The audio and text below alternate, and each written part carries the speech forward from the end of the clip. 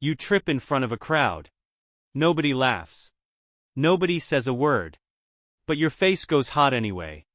Your ears burn. Your chest tightens. You wish the floor would just open up. You call this embarrassment. But the real answer is far stranger. Your body isn't just reacting to a mistake. It's running a program older than language itself. Let's start with the heat. Why does embarrassment actually feel warm? When you feel embarrassed, blood rushes to your face. Your cheeks flush.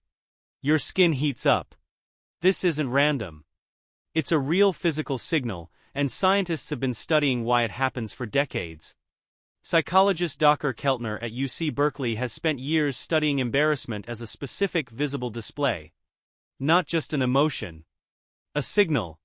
He found that embarrassment has its own recognizable pattern. Eyes drop down. The head tilts. A small, tight smile appears. Then the blush follows. Keltner's research shows this pattern appears the same way across many different cultures. Different countries. Different languages. Same exact sequence. That's not a coincidence. It suggests embarrassment isn't just a feeling. It's a message. A signal your body sends to everyone around you. But a message saying what exactly? Psychologist Mark Leary has studied this question for most of his career. His theory is called sociometer theory. It's built on a simple idea. Your brain constantly tracks how accepted you are by the group around you. Like a hidden gauge always running in the background. When you do something that risks your standing in that group, a mistake, an awkward moment, a social misstep, the gauge drops. And embarrassment is the alarm that goes off. Here's the twist though. That alarm isn't meant to punish you. It's meant to protect you. For most of human history, being cast out of your group wasn't just uncomfortable. It was dangerous. Alone, without a tribe, your odds of survival dropped fast. So your brain built a fast, physical warning system. One that fires before you even consciously register what went wrong. That's why embarrassment feels instant. Before you've finished thinking the thought, that was awkward, your face is already hot. Your body skipped the thinking part completely. Now here's where it gets even stranger. The blush itself might be doing something on purpose. Psychologist Ray Crozier, who has spent decades researching blushing specifically, found that a blush isn't just a private reaction. It's visible. Public.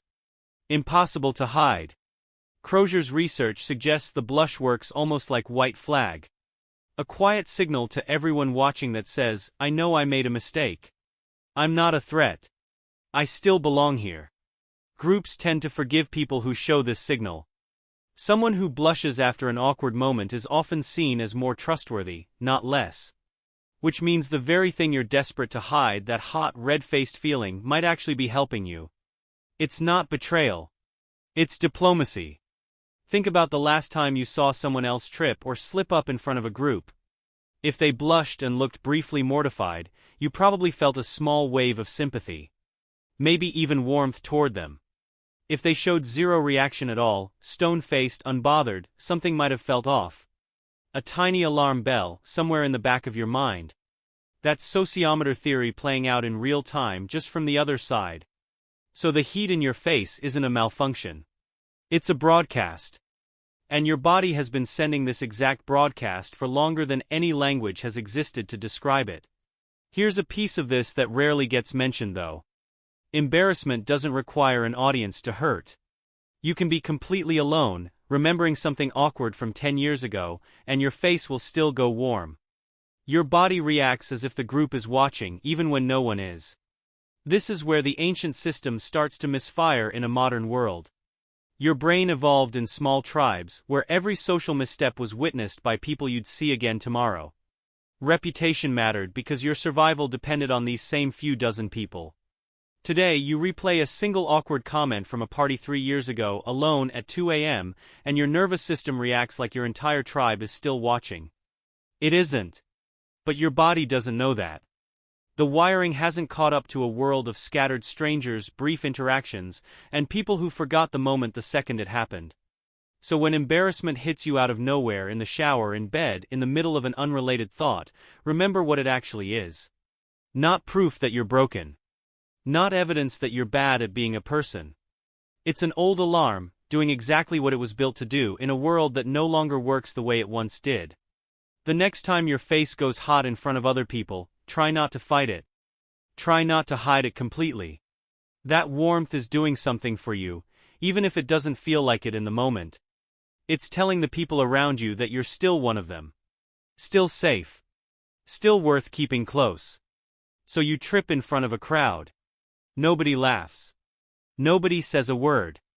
But your face goes hot anyway. And for the first time, maybe you understand exactly why.